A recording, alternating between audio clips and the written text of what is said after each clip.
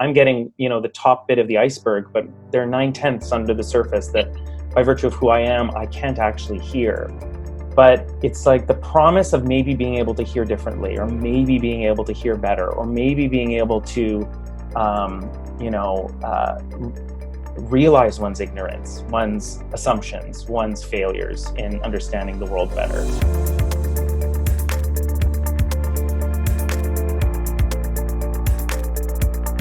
We did this one project called The Four Corners with Theatre Passe Muraille, and it was all interviews like on the four corners of Queen and Bathurst.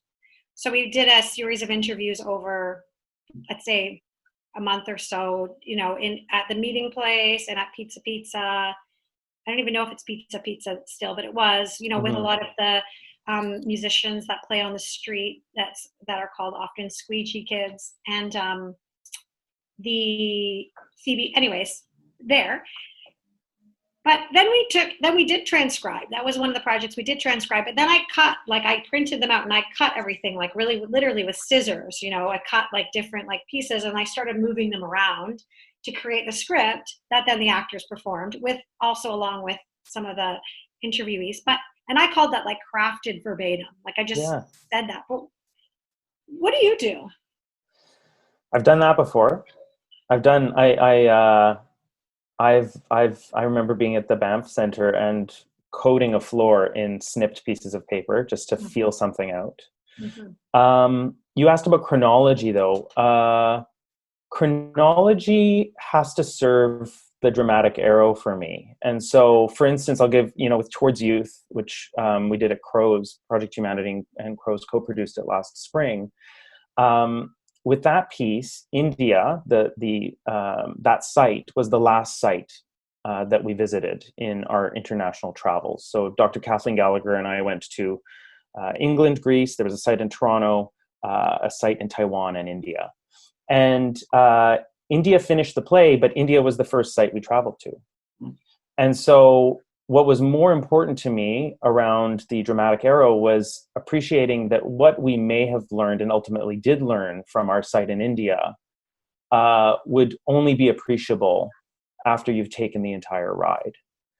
And so in that regard, you could say there's been like a bending of the truth. You didn't go to India first. How could you possibly make that your terminus, you know, like your landing place? But I would say it took the 5-year study, and it would take that trekking and all those encounters to accumulate in order for us to be able to look back and truly hear anew what had been offered early on in the process. So that's like the license of the poet, I guess, is to be able to go, the heart has to move through this alongside the mind. And of course, we could be really rigid around chronology. We could be really rigid around, you know, the order in which things are articulated between two people. But there's also the heart, and there's also the poet, and there's also theater's capacity to move us, and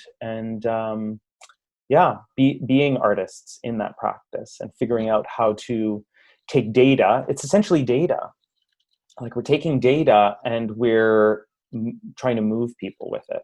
And so, yes, we phenomenally resequence. I love it. I loved that play. It was so phenomenal. I just loved it. Where I would hesitate to resequence chronologically is, you know, I locate myself in the plays I've written. So the character of Andrew is in the play.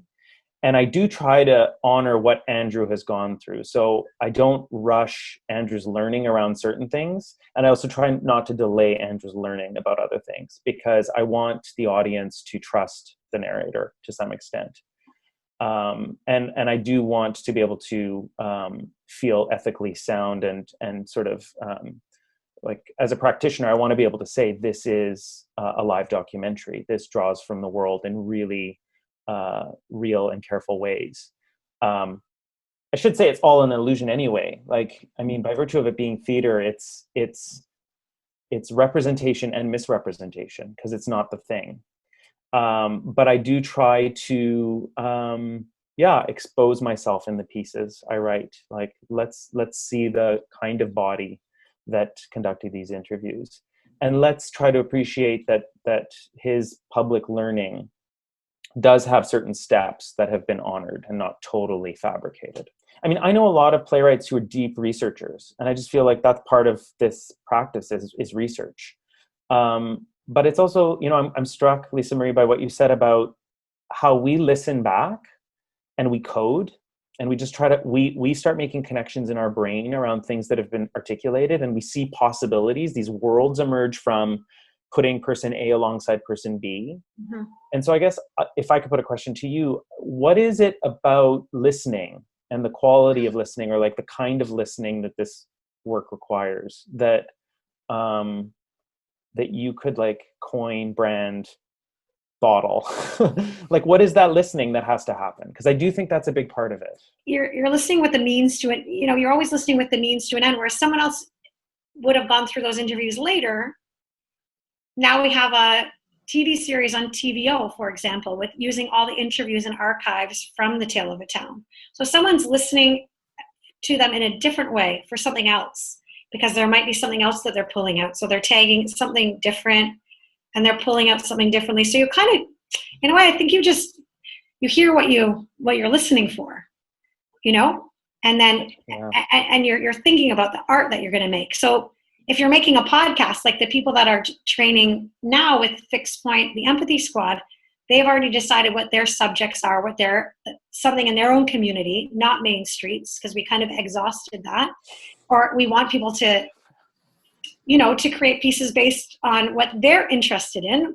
Before it was like, we're doing this about main streets, come join us. But now they're doing it what they're interested in. So they're probably already thinking about what's coming at the end. But the interesting part is, I guess, when you're surprised, because you're not hearing, going back to like that, you're not hearing what you thought you might hear, or someone has a different opinion from what you were hoping that they were going to say. It highlights how deeply subjective this, and this is why I called it an illusion earlier. There's this illusion of objectivity, that it's journalistic, and even journalism isn't objective, Yeah. It's so our positionality, and I will say our failures in listening, and that happens all the time, where by virtue of who I am, I'm just not able to hear certain layers, or I'm getting, the top bit of the iceberg, but there are 9/10 under the surface that by virtue of who I am, I can't actually hear.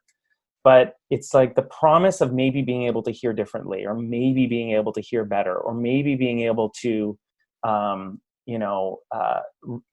realize one's ignorance, one's assumptions, one's failures in understanding the world better.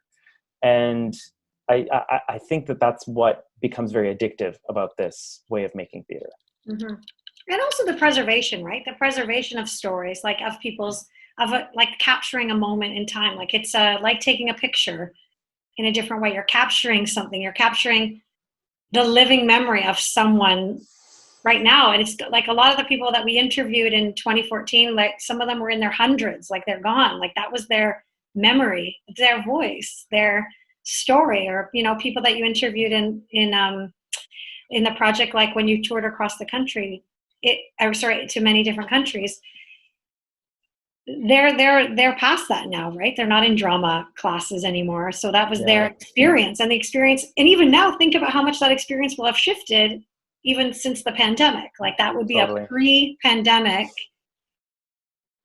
like time capsule of drama classes, everyone in their faces and massaging everyone in, like before coronavirus. So that'll never be the same, you know? So I often think about that too, when you're capturing, you're really capturing one moment in time. You don't realize it. Like we went to Fort McMurray the summer before the fire. So that was such an interesting experience, or we didn't even realize how valuable the stories of that Main Street in downtown and those buildings would be after the next summer. Most of those buildings were gone. Yeah. You were talking a bit about drama classes and capturing people in those environments. What do you think this kind of creation can offer students, whether it's in the high school level, like on your empathy squad at Fixed Point, or in theater schools? Yeah, well, I think it's such a beautiful way. It's so accessible. Like there's so much accessibility in that, like of people, when people can learn those skills. and an interesting way to create story and to gather material. Because again, like, you might not think, like, I've never been a playwright, and I hardly call myself that, or creator of theater who sits down at my kitchen table and starts writing a play. Like, it just, I don't, that inspiration does not come to me, unfortunately. I don't have like this imaginary world that I create from. I'm interested in the stories that are out there. And like, so I'm looking outwards for the stories to bring in. And then when I hear those stories, then I can put those together. So for young people, I think that gives them an opportunity, if they, to be inspired, to learn more about other people, to have those encounters that Andrew was talking about, to discover, to be brave. Like, it's so, even me, every single time we pull into a new town, I was like, oh, I can't do it. I can't. Yeah. I can't. I have to invite someone into the Storymobile. Okay. Like, we'd pull up there and I'd be like, okay. But then, you know, you just kind of just start going, and then someone comes in, and then they tell somebody else. And, you know, it's a difficult thing, but I think it creates a lot of courage and confidence in young people. And they are doing it actually at a FIXT point. They are doing like a few cohorts, and they did it last year too. And they got 98 applications so far for September. So it's on the rise. People want, because of, I think the pandemic has something to do with it. They're delivering it all online. I think people are looking for ways to tell stories, podcasting. You know, when we started Tale of a Town and said we were making podcasts, that wasn't a thing, you know? I'd say one of the things about documentary or verbatim theater making that is different than other forms is it's and I'm thinking about that moment of dread you have when you pull into a town. It's that there's something about this form that is akin to throwing a party and not knowing if anybody's going to show up. And the fact is, if I'm writing a play in more traditional ways, I can carve out that time every morning, get to my laptop, wrestle with the blank screen, generate something. Invent a character. You know, invent it. But in this form, people got to show up to the party. Yeah. Back to your question, Dave, though, about schools. I mean, Project Humanity does a verbatim theater workshop in the TDSB. We've become a 3-year partner with the school board. And youth have always been a huge point of focus for us with any of our docu-pieces. I think it is, you know, it's in the provincial curriculum. Like, verbatim theater is something that teachers can activate in their classrooms. I feel like now there's enough of it around to lean on in terms of ways of working. The reason why I think it's a great sort of thing to bring into the classroom, it does free up young people that feel daunted by dialogue, the creation of dialogue and other more traditional forms of dramatic storytelling. It does free them up. There's something about it's predicated on encounter. So young people have to get into some IRL moments to actually generate the material that they're going to work with. And so there's often like lots of potential on intergenerational dialogue. You know, what does it mean to inspire students to go talk to your grandparent about this or that? You know, find those questions that, by virtue of having a verbatim or documentary project, you can ask your parents that would otherwise be awkward. Or, you know, I find that it can be a wonderful mic, like the metaphor of a microphone. It can be sort of a tool for breaking down social barriers. And I think that those kinds of tools for young people in particular are great to have. And then to be able to explore, like I said before, a multiplicity of perspectives on something. It's a way to crack open curriculum. I think about specifically history and how we're getting, I hope, better and better at recognizing that history has been penned by someone. And we need to examine who has written that story and whose story is not being written, who hasn't been at that table. And I think that that's a huge, that's a possibility in this kind of work with young people, is going, who's telling the story? What's the edit? What have we chosen to hold on to? What have we chosen to shed in our storytelling? I don't know. I just think it's an incredible tool. Not only is it valuable in and of itself, but you could basically mobilize it in almost any subject matter, I would argue. It does feel like it's a license to ask questions. That's what it feels like. It's a license to be investigators. It's a license to be curious.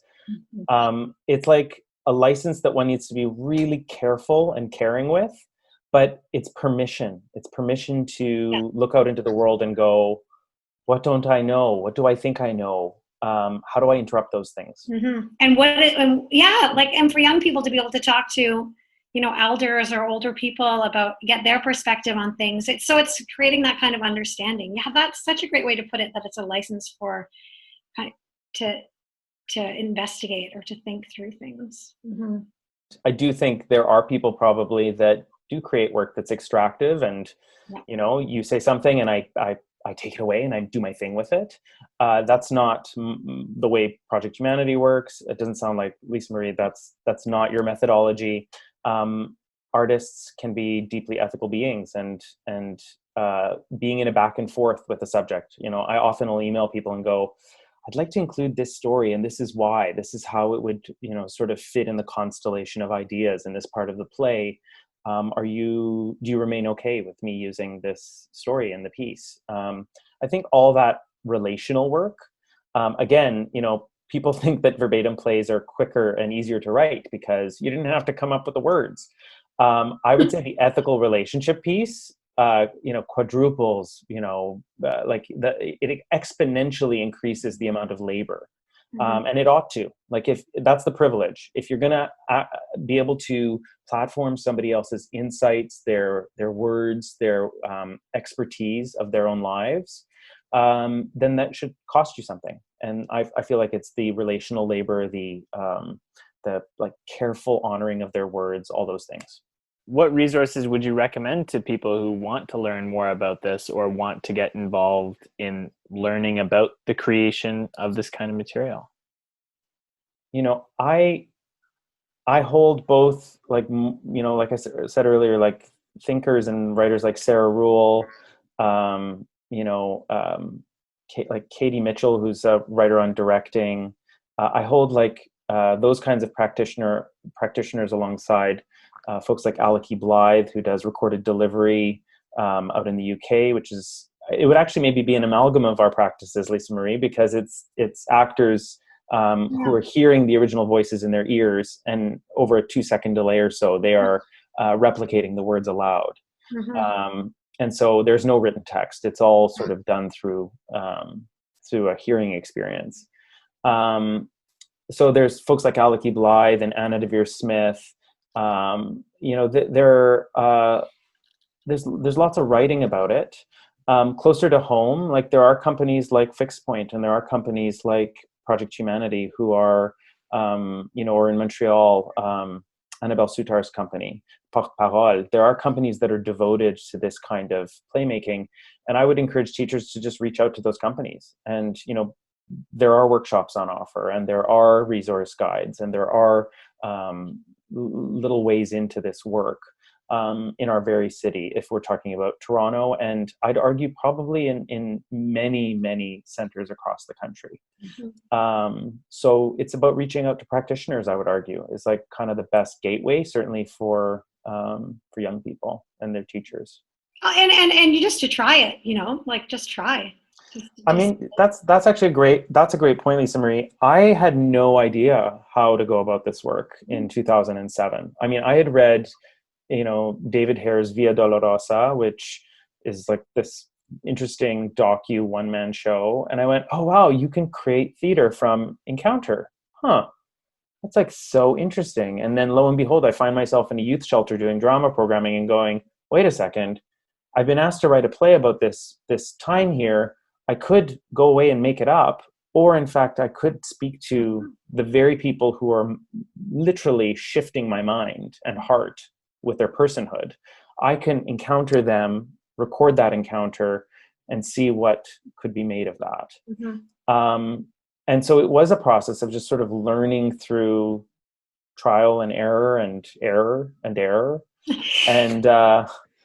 And so, and everybody has an iPhone, or by and large, most people have a recording device.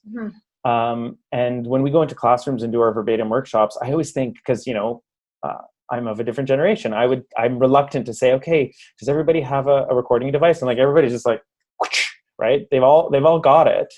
And by virtue of just having that, you can create a verbatim play, a documentary play. Andrew, Lisa Marie, it's been so good to interview interviewers.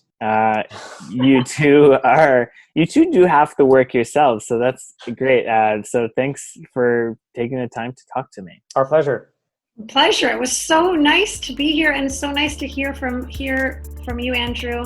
You're so articulate in the way that you are able to explain all of this. Hopefully we can talk again soon or do something together.